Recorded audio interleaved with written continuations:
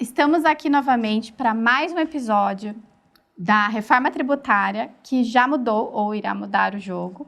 E estamos aqui hoje com Maria Isabel, sócia líder de tributos indiretos da KPMG do Brasil, André Pérez, sócio-diretor de tributos indiretos, e o nosso queridíssimo Lucas Ribeiro, CEO da Reut, nosso convidado hoje aqui para contribuir nessa mesa de debates, convergências, divergências, enfim. De perrengues, né? De perrengues Muitos. também. Para a gente compartilhar um pouco o que tem sido a nossa experiência prática com o tema reforma tributária. E para começar, vou só abrir aqui o bate-papo, acho que todos aqui vão ter muitas experiências aqui para compartilhar com a nossa audiência.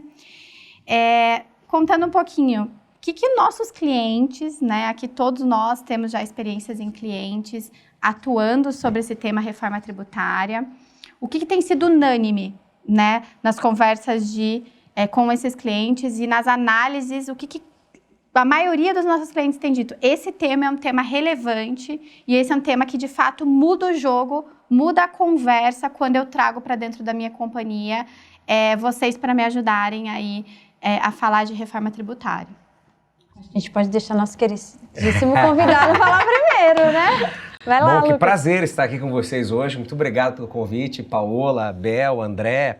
Sempre muito prazeroso a gente poder debater sobre reforma tributária. Esperamos tanto por ela e ela chegou.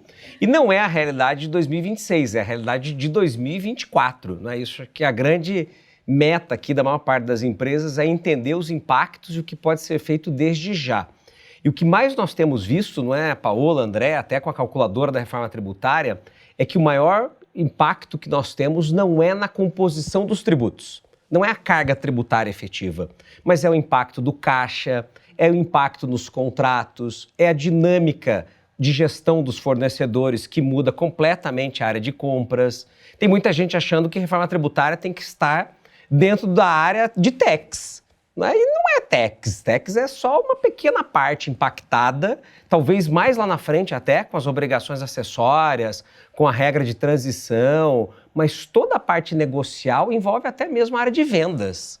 Então, muitas áreas de vendas estão sentando, sim, para discutir reforma tributária. E não dá para sentar para discutir reforma tributária em 26, não é, Bel? Não dá. Eu concordo 100% com o Lucas, eu acho que o momento é agora. Obviamente, a gente tem uma jornada, né, que vai ser construída aí de mudanças significativas, que começa desde a capacitação das pessoas. Acho que a gente está meio que em nível igualitário em termos de conhecimento, então a gente precisa capacitar, não o time de tax apenas, mas o nosso time de, como o Lucas falou, de compras, de vendas, de preço.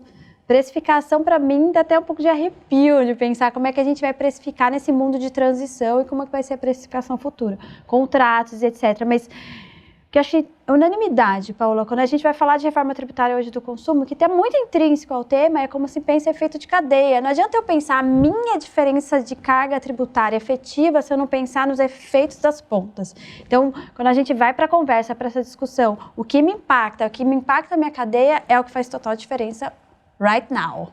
Perfeito. É uma jornada, como a Bel bem falou, que a gente não pode esperar 2026 para começar a percorrer, né? A jornada começa agora. É claro, são diversas ações que devem ser tomadas ao longo do período, mas eu tenho que começar a andar já. Eu não posso esperar chegar para falar, agora eu vou começar a caminhar. Então, é muita coisa para se fazer, é muita estratégia para ser definida, diversas alterações que levam tempo, né? Decisões não são tomadas do dia para a noite, de um mês para o outro, então são coisas que eu preciso desenhar agora e tomar as decisões corretas agora e começar a traçar a melhor jornada para a empresa que eu estou inserido. Então, assim, é muito importante que a gente comece a caminhar, né, nesse momento. E aí só um comentário, talvez adicional, que a gente tem sentido muito hoje, essa demanda saiu do âmbito Brasil, né? Os nossos clientes que têm headquarters fora do Brasil, então há um movimento grande das pessoas que estão fora do Brasil de entender o que vai impactar. Então, saiu do nosso mundo, o negócio tomou uma mega proporção. E quando a gente fala do impacto, né? Todo mundo falou impacto em compras, em vendas. Vamos aprofundar um pouquinho, né? O que a gente está querendo dizer com isso? Quais são os exemplos práticos? O André comentou renegociação, o Lucas falou renegociação de contratos, de repente, que estão em jogo. Então, hoje, os nossos clientes que já poderiam estar sentando com as áreas de compras, trabalhando em cima, principalmente dos fornecedores que têm essa possibilidade e que vão ter um impacto relevante aí, né, olhando para o cenário. Mas como que se chega nessa informação? A partir de qual gatilho, né? Legal. Paulo, eu até diria que o primeiro passo, muitas vezes, para essas empresas é o conhecimento. Muita empresa está achando que com o Excel ela consegue chegar no resultado e dizer minha alíquota tributária vai sair de X para Y. Isso é nada, isso é a ponta do iceberg. A verdade é que nós precisamos ter um conhecimento profundo para planos plurianuais. Você tem muitas empresas que precisam apresentar budget. E não é de 1 ano, são de 3, 4, 5 anos.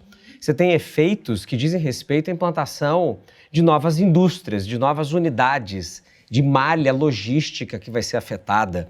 Nós vamos ter a mudança da tributação da origem para o destino. Como isso vai funcionar e como isso vai impactar nas operações dessas empresas? Como é que nós vamos fazer a troca dos benefícios e dos incentivos fiscais ao longo dos anos de transição que nós temos e como isso vai impactar o caixa dessas companhias? Tem dinheiro disponível para suportar esse período de transição? Você vai matar o fornecedor, você vai matar o cliente ou você vai se matar? Porque nós só temos 3 alavancas relevantes nessa análise: preços de compra, preços de venda e margem.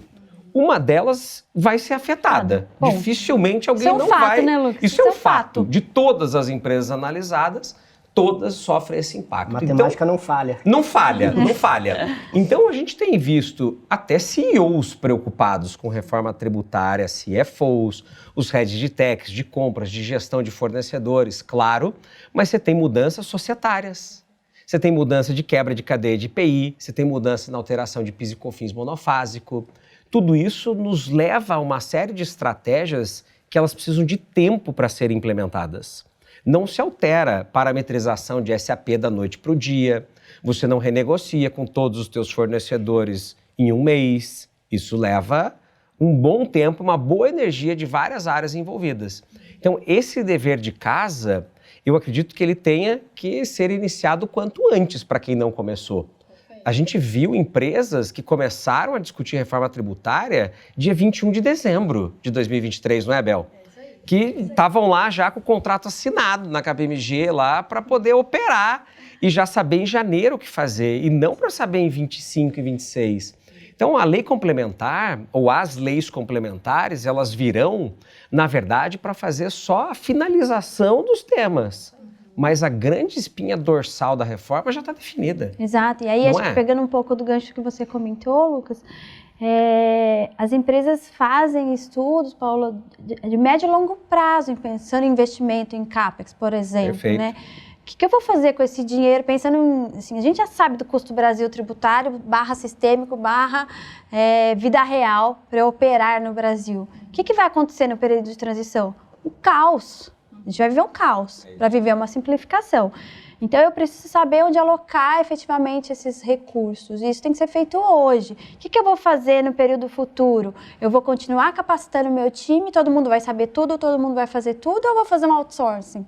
Eu mesmo vou continuar fazendo as minhas obrigações acessórias, ou eu posso contar com um terceiro? Quanto isso custa? Isso tem que estar na conta hoje. E talvez um outro ponto, não sei se vocês concordam comigo, mas a gente vai ter uma escassez de recursos, pessoas de tecnologia /tech. Então, é a hora, agora é a hora, assim. Tem coisas, obviamente, que a gente tem que esperar o processo final, etc. Mas tem muita coisa que já está na mão hoje das pessoas, dos profissionais, além do Tex. E, assim, te diria que tem muita gente já dentro dessa festa. Muitas, assim, né? A gente brinca, nem na minha casa, mas as pessoas aguentam ouvir falar de reforma tributária. Eu não aguento mais esse tema. Então, é isso, a gente vive isso todos os dias, todas as horas. Né? Virou rotina. E tem muitas empresas já pensando em tudo isso, né? Não sei se concorda, André. Não, 100%, porque quando a gente olha, vou trazer até um exemplo daquilo que a gente viu, desenhos societários de empresas controladas e controladoras, desenhadas no modelo lucro real, lucro presumido, onde com a reforma isso vai ter que ser reavaliado, porque não faz sentido eu ter uma controlada, lucro presumido que me fornece mercadoria e ela vai ser totalmente impactada com o fim do IPI ali, do PIS e COFINS cumulativo.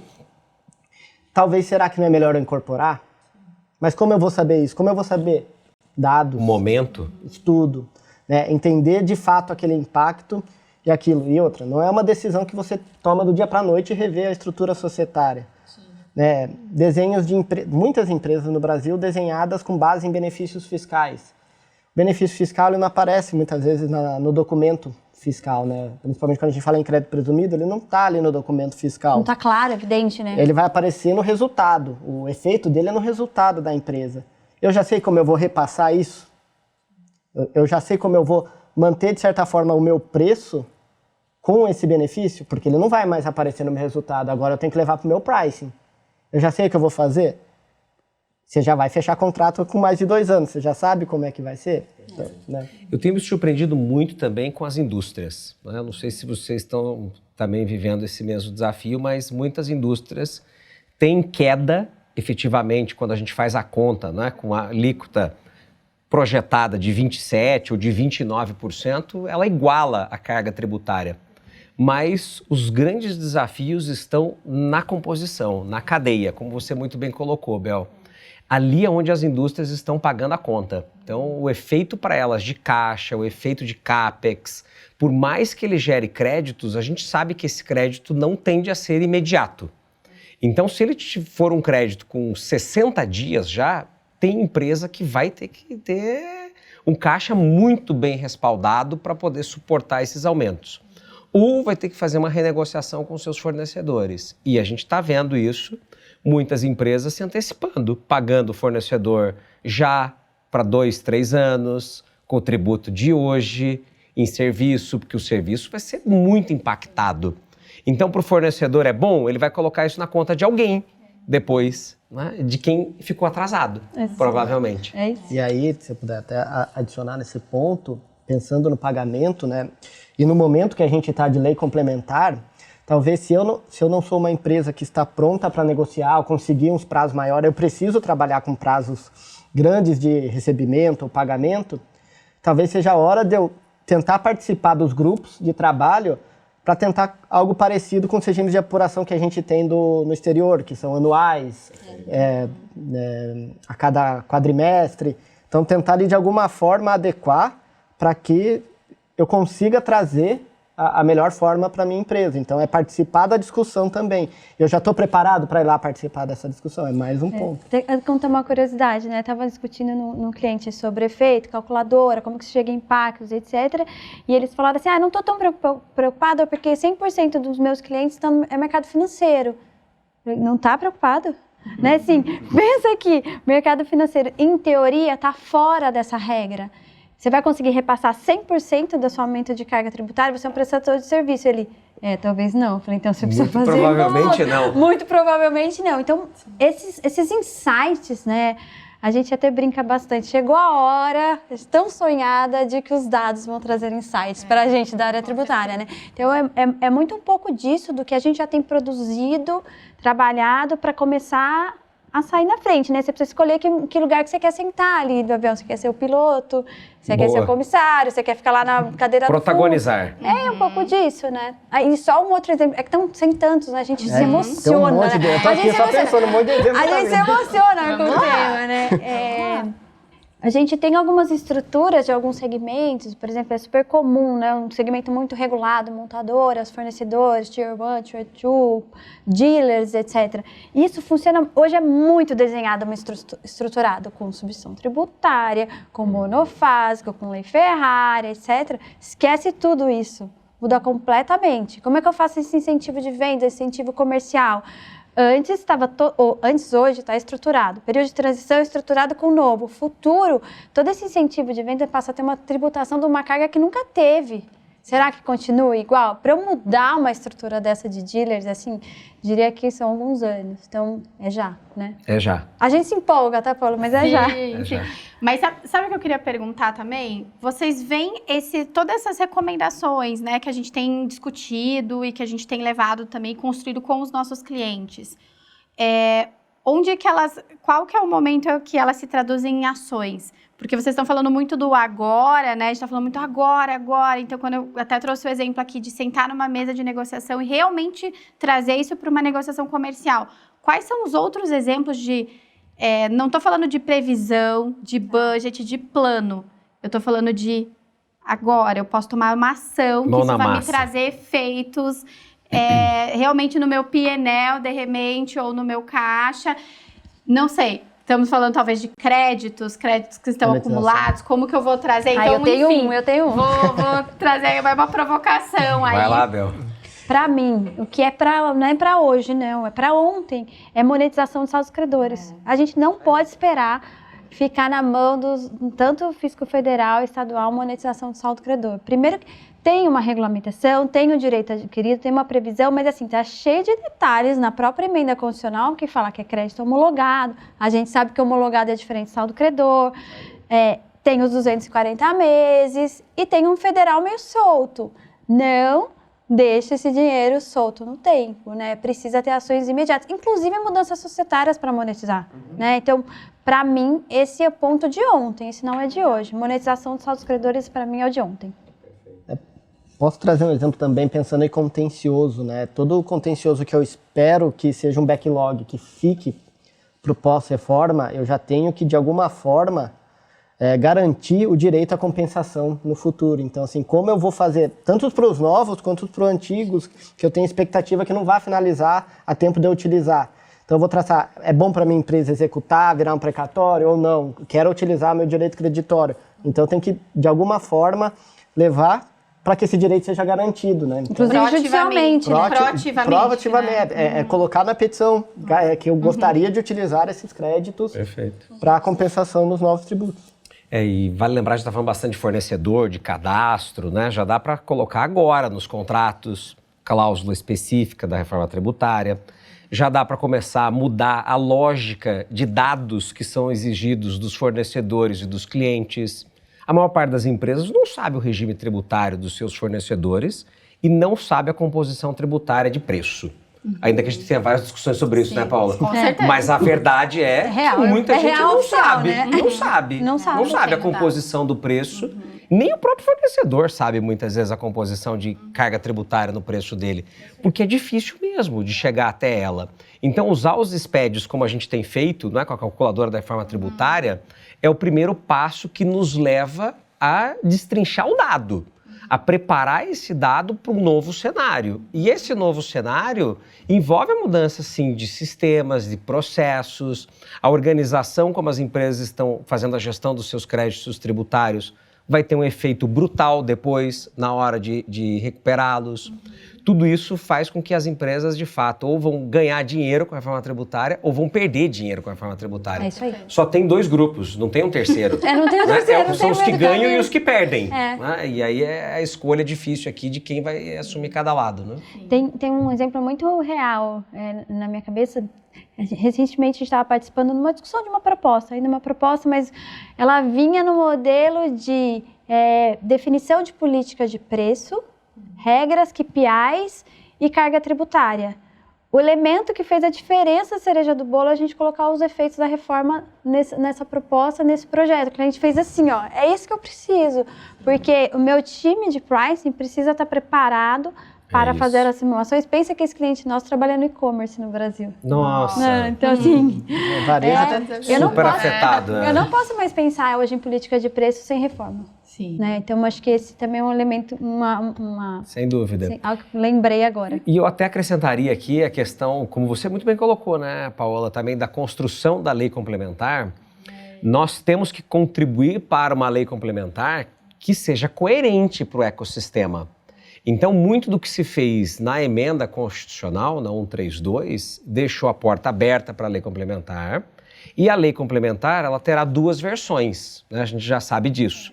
A versão que sai do governo, e a versão que sairá do Congresso, né? Nós fomos convidados para participar da redação da que sai do Congresso. A senadora Margarete Busetti nos chamou para usar os dados, inclusive, para projetar os efeitos da lei complementar. Ou seja, não vamos sair com texto no escuro.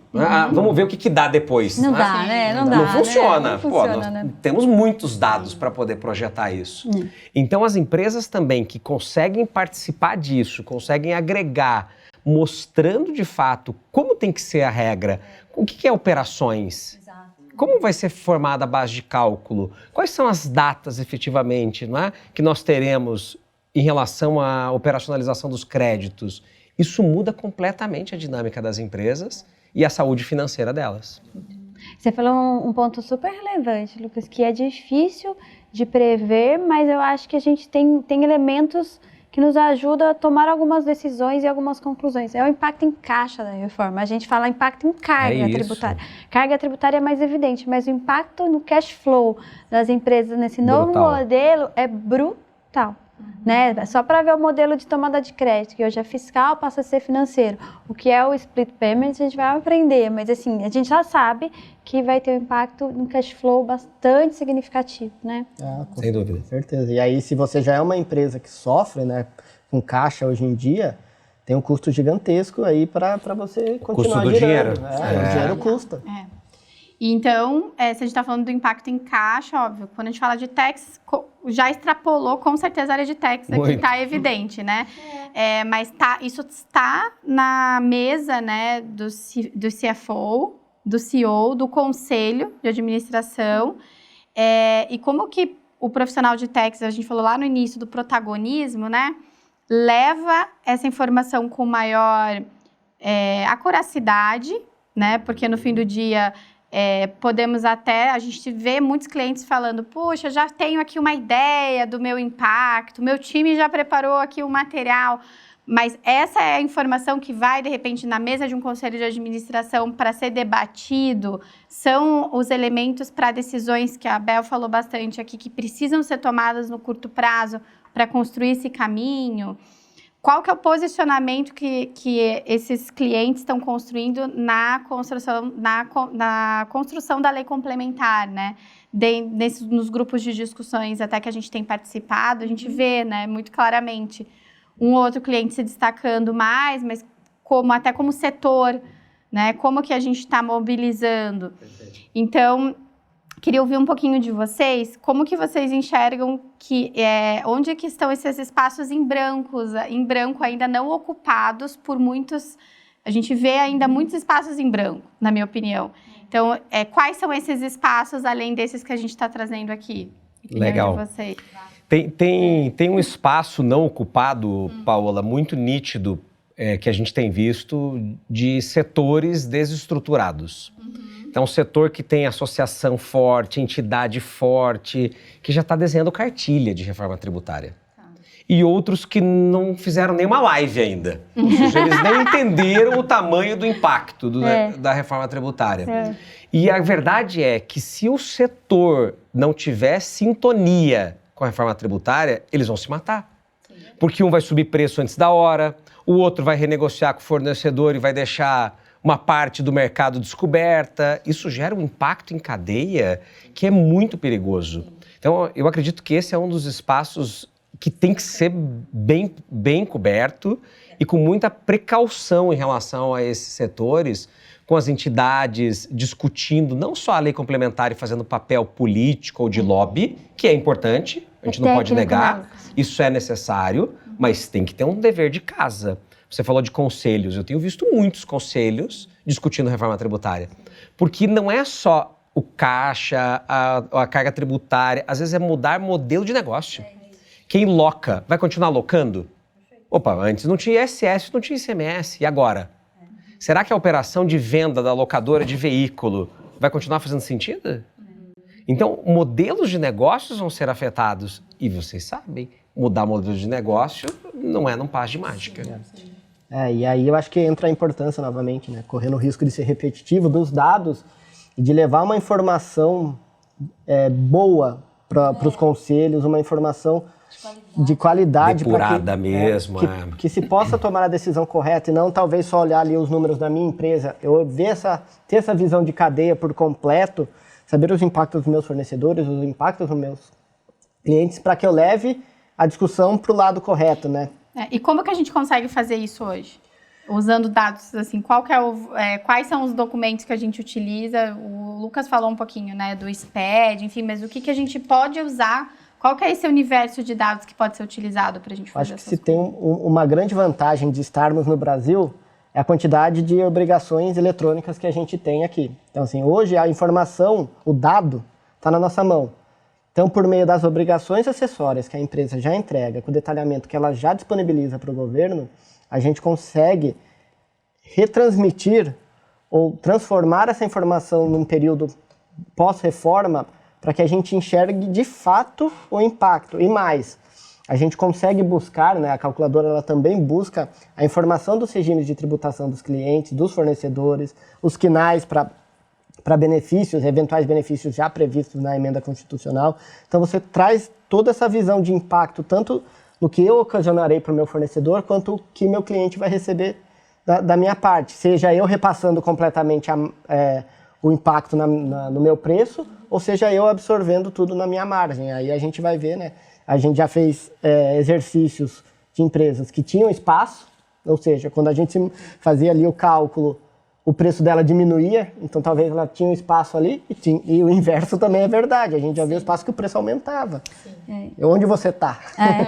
E aí, pegando o gancho do que você falou do espaço em branco, fazer uma reflexão mais no espaço em branco interno das companhias, né? Eu acho que chegou a hora do profissional de techs, com todos esses dados na mão. O profissional que trabalhou no sistema antigo é um profissional com habilidades, né? Isso é um fato. Então, ele tem que transformar isso numa grande oportunidade, inclusive de carreira. Ele não tem que esperar o conselho chegar e perguntar qual é o impacto da reforma. Prepara isso, leva dados, leva estratégia, leva insights, você tem tudo isso na mão, provoca. Então, eu acho que é o momento de você pegar aquele espaço em branco, é o momento de, uma brincadeiras à parte, das pessoas não terem mais preguiça de você na reunião, né? Vá lá e mostra efetivamente qual é a estratégia com base no que você tem de informação e qual a sua visão, como que deve ser contribuir. Você tem que fazer parte da festa, você tem que fazer parte do jogo, né? Eu acho que é a grande mudança do profissional de techs. E a gente vai perder o emprego no futuro quando ficar mais simples. Se Deus quiser, eu vou trabalhar em outra área, né? Quero ser Mas não vai, não vai. Estamos no Brasil. Mas eu quero ter habilidade para fazer outras coisas. E é isso. O momento é agora. Se mostre ali dentro das suas companhias, né? Eu acho que dentro dos seus segmentos, de que você tem essa habilidade e você tem uma riqueza na mão, né? Com certeza. E tem sido a gente já tem visto muitas empresas com profissionais líderes com esse protagonismo, né, Bel? Muito. E a gente vê legal. Como é bacana, né? Como é diferente. Então, a gente teve contato recente com um head de techs e ele começou a abriu pra gente diversas ações que ele já estava fazendo antes até da reforma, mas já prevendo, né, se antecipando e até trazendo insights de negócio mesmo, de novos produtos, serviços, enfim. E como assim, a gente olha para um profissional assim e pensa isso que a Bel tá falando, né? Puxa, poderia ter muito mais, né? Muito mais pessoas no mercado com essa postura, com esse posicionamento, então... E a verdade é que tem muito mais dinheiro nisso do que no operacional. Ninguém quer saber de obrigação acessória, de parametrização de sistema. Isso é fardo. Não é? Isso é ônus, não tem bônus nisso. Essa que é a verdade. É isso. Então, a reforma tributária, ela nos permite agora ter um olhar de saving, ter um olhar de estratégia, ter um olhar de antecipação. Pô, será que todas as empresas estarão preparadas em 2026? Muitas não. Essas empresas, elas vão ser compradas pelas preparadas. Quem tiver preparado, quem fez o dever de casa, vai adquirir, vai potencializar o M&A. Aliás, eu já tenho visto alguns setores com isso bem significativo já, né? Empresas de dono, empresas familiares, elas não estão afim de viver reforma tributária, né? Muitos desses empresários já estão dizendo, eu quero vender meu negócio. Então, abrem-se janelas de oportunidade que só quem está preparado consegue absorvê-las. E tem um ponto importante que a gente fala muito no Tax Transformation, agora trazendo... Puxou, Não resisti. Você pode, você tem, você pode. Mas Você tem fala lugar de muito no fala. Tax Transformation sobre essa visão estratégica, né? Porque no fim do dia, o líder de tax, ele é um executivo que teve aquela escola muito técnica, geralmente, né? O histórico, e acaba indo para o tático muito facilmente, né? Então, como que a gente olhar, discutir, debater estratégia, olhar para a estratégia tem muito a ver com essa antecipação. E, às vezes, vai passar pelo intangível, porque nem tudo eu consigo colocar em ação ali no curtíssimo prazo, mas a importância disso para trazer o diferencial, que é justamente, se eu estou um passo à frente, é onde eu consigo me diferenciar, é onde eu vou trazer, enfim, todo esse pacote que a gente está discutindo aqui. Então, no fim, na minha visão, esse tema, ele acaba também esbarrando nessa dificuldade que algumas lideranças podem ter, e o profissional de tax acaba tendo até em diferentes níveis, de olhar como oportunidade mesmo, e não ficar naquela postura passiva de, não, mas ainda não é real, e eu não preciso reagir, portanto, àquela situação, né? Então, como que eu me antecipo? Como que eu trago isso sobre uma perspectiva de, realmente, de ser diferente, né? Eu acho bem desafiador, porque tem a ver com mentalidade, né, Bel? Então... Sem dúvida. Sem dúvida. Até a gente, né? Até a gente também está passando por um processo de transformação, mas assim, a gente já falou isso algumas vezes, mas reforma real oficial, não é vai, não é vai. Não é talvez. Talvez, é um fato, né? É um fato. Brinco, na minha casa ninguém aguenta mais ouvir, porque a gente está vivendo isso muito fortemente. E depende de qual postura você quer adotar, né? Eu acho que o profissional que vai ficar ali esperando a coisa acontecer, a regulamentação para reagir, ele provavelmente no final da transição vai ter que migrar para alguma outra área que não mais o tax. Então, pode ser um caminho, mas assim, a gente tem visto muita gente se movimentando um caminho diferente, inclusive informação, né? Entender como funciona o modelo de IVA dual de outros países. Né? Vamos buscar ali, vamos buscar o que funciona. Benchmark. Por que a gente até na KPMG, por que nossa área em determinado país é maior ou menor? Qual é o contencioso que se já tem IVA? A gente tem que saber falar essa linguagem, né? Então, e, sem dúvida, você é a peça-chave nesse hub todo dentro das companhias. E dentro dos segmentos, né? Eu acho que é um papel de fomento agora, né? De assumir o seu lugar ao sol. Gostei. Porque, assim, se a gente pensar, né? O Brasil sempre foi aquele país muito complexo, onde, quando a gente tinha os centros de serviços, né, organizados, controlavam todos os países, menos o Brasil. Tudo menos o Brasil. Sempre fora. Sempre, Brasil não. Tecnologia, a gente tinha tecnologia para muita coisa. Às vezes o Brasil não estava lá dentro. Com essa simplificação, isso tende a mudar. Como você quer participar disso? É isso. Só não podemos esquecer também que essa é uma das reformas, né? Nós teremos, é que o Lucas já está no passo 2, 3, né? Teremos as próximas reformas. Sim. Teremos a reforma da renda, que é super impactante. E que, vamos combinar, né? Assim, não se vive só de indiretos, né? Em qualquer lugar do mundo, inclusive. Se a gente for olhar para a composição tributária e para as necessidades, quanto antes a gente resolve cada uma das reformas e dos temas, mais nós estamos preparados para a próxima, para o próximo desafio, né? E essa posição estratégica da área de tax, ela se volta muito para uma frente transversal, na minha opinião. Ela passa por todas as áreas. Sim. Ela não é só tax. Aliás, eu acho que ela nunca foi. Acho que ela nunca foi, né? Mas... Agora está evidente. Agora está evidente, exato. Então, isso faz com que o profissional de tax, de fato, ele tenha que sentar em conjunto com o CFO, com o CEO, com o conselho, né, com compras, com vendas. Ele tem que montar estratégia, de fato, da organização, que antes ele estava preocupado em jogar um jogo diferente por benefício, incentivo fiscal, por lobby, etc. Agora ele vai lutar por centavos, ele vai lutar pela vírgula, pela eficiência. É isso, é o processo como um todo. E, de novo, né? Precisa de tempo para fazer isso, precisa de dados consistentes para poder saber onde agir, o que é prioritário, o que não é, porque fazer tudo ao mesmo tempo eu acho muito difícil. Sim. Bom, então agora que vou soltar alguns temas polêmicos. Não se matem, por favor.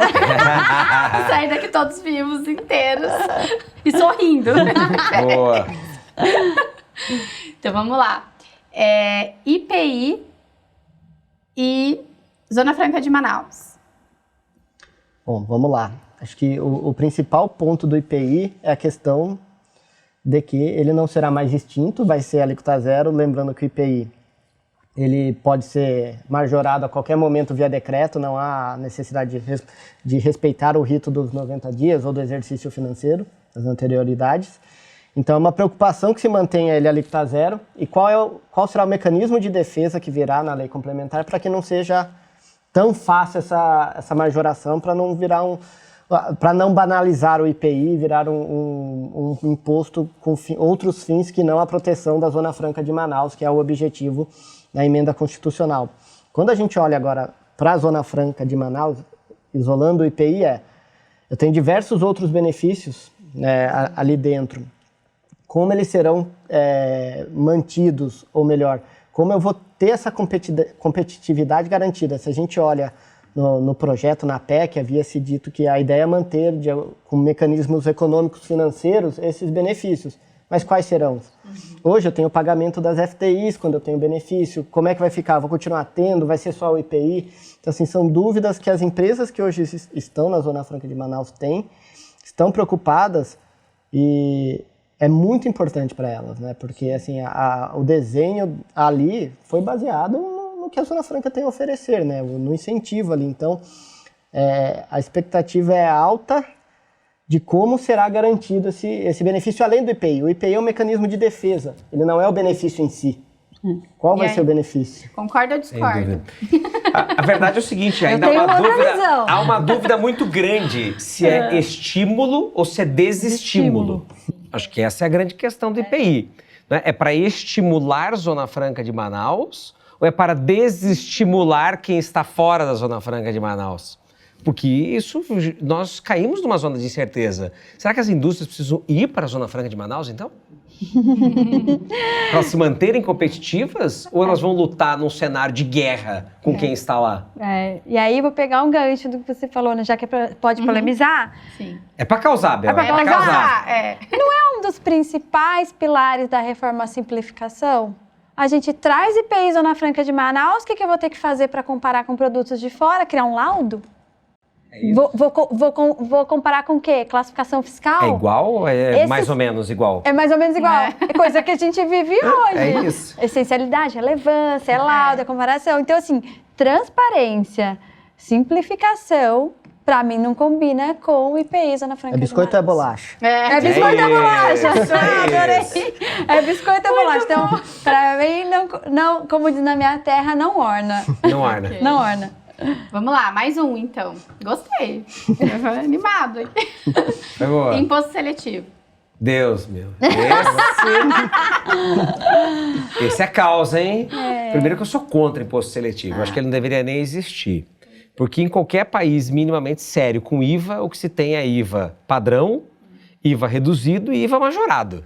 Ou seja, se eu quero desestimular o consumo de algo, seja por uma questão de prejuízo ao meio ambiente ou à saúde, eu aumento a alíquota do IVA. E não eu coloco um outro tributo. Então, nós fomos de novo na contramão da simplificação. Não estamos simplificando nada, estamos criando uma baita de uma complexidade. Sal faz bem ou faz mal para a saúde? E açúcar, Bel? Super bem, dependendo da época do mês, Tá na faz cesta muito básica bem. ou não tá? Super essencial. Não, veja, é isso. Nós vamos ficar com o chocolatinho mais caro? Pelo amor, vocês não vão me suportar. Não é? Mas os 70% não faz mal para a saúde, então 70% não vai ter imposto seletivo. Pô, não dá. A gente vai continuar discutindo uma série de incertezas que vão nos levar a uma composição tributária cara. Seja pela via da alíquota ou pela via da gestão, né? Da interpretação, do questionamento. Imagina quanta consulta vai ter que ser feita para a Receita. Solução de divergência, discussão no CARF. E tem um outro ponto do seletivo que talvez porque a gente é meio que gato escaldado, tem medo de água fria, né? A gente já viveu tanto um cenário ruim e não tá acreditando muito no novo, então acho que a gente tem que sair do mindset fixo. Eu tento.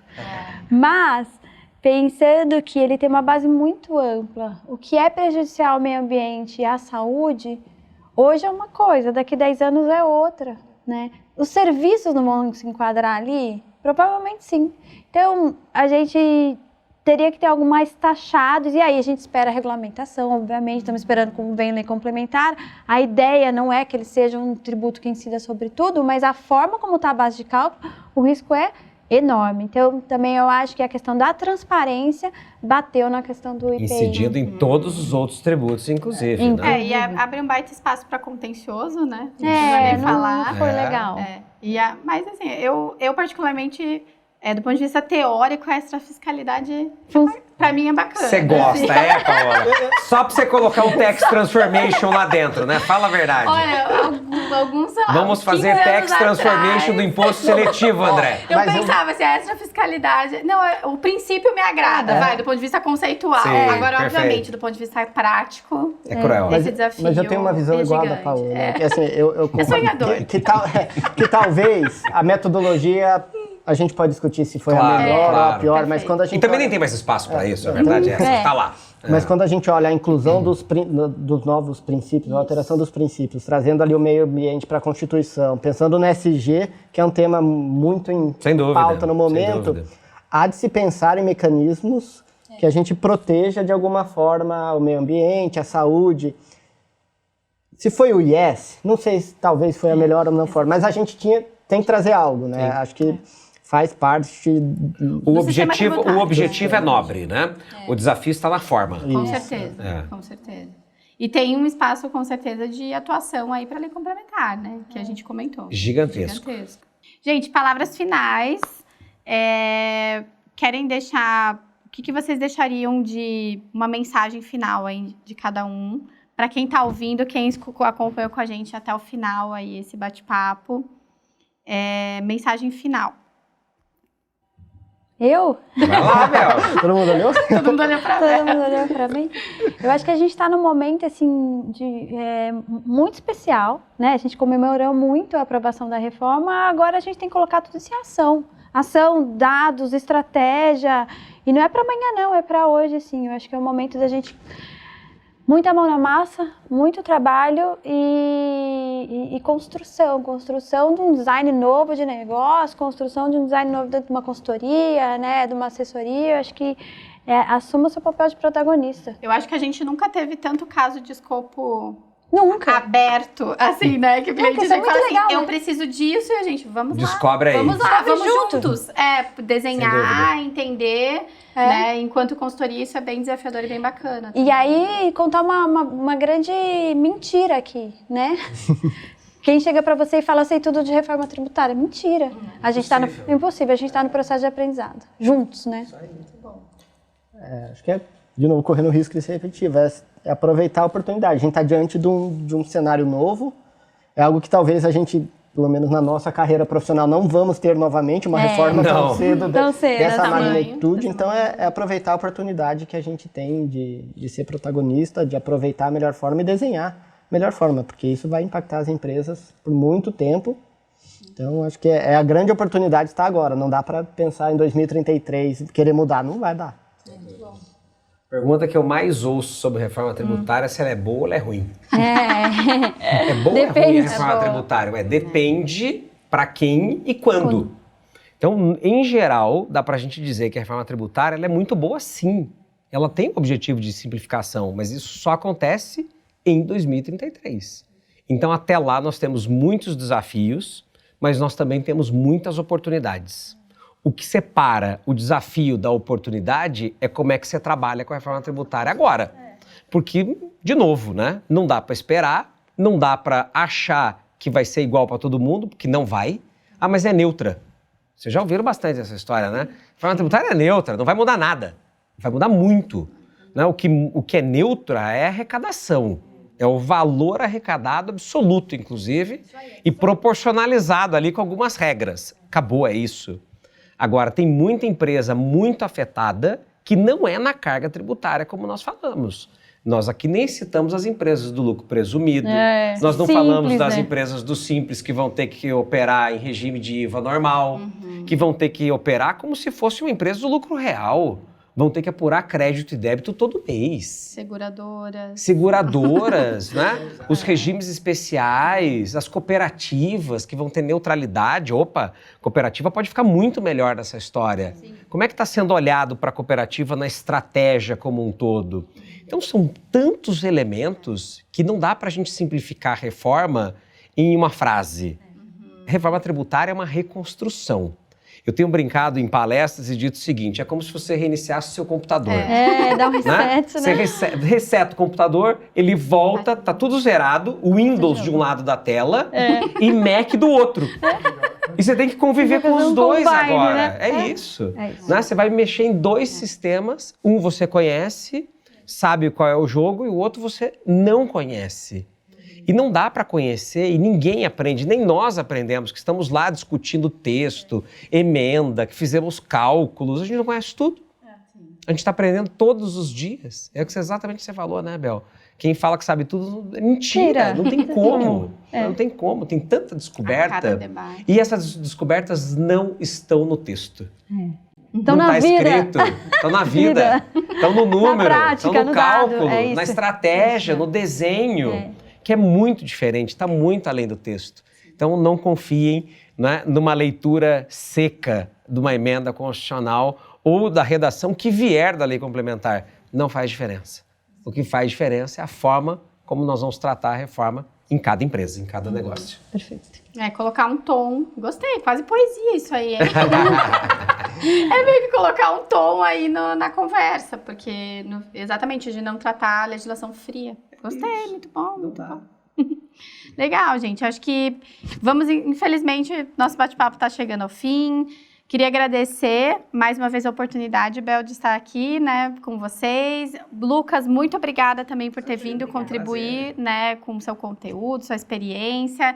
E mensagem final é que estamos aqui à disposição para discutir reforma tributária, para ser o parceiro aí de vocês, né, dos nossos clientes, targets, na construção de abordagens, né, para resolver dores e problemas que a gente abordou aqui hoje nessa conversa. Acho que mais do que falar sobre trazer um número, trazer, de repente, uma solução tecnológica, é falar assim, como que a gente pode se posicionar aqui lado a lado com cada um de vocês para construir essa mensagem que a gente espera que todos os profissionais e líderes de techs levem hoje para dentro das suas companhias. Se você gostou desse bate-papo do nosso conteúdo, não esqueça de deixar o seu like, compartilhe com suas redes de contato e acesse as nossas redes sociais também para mais conteúdo sobre reforma tributária. Fique com a gente!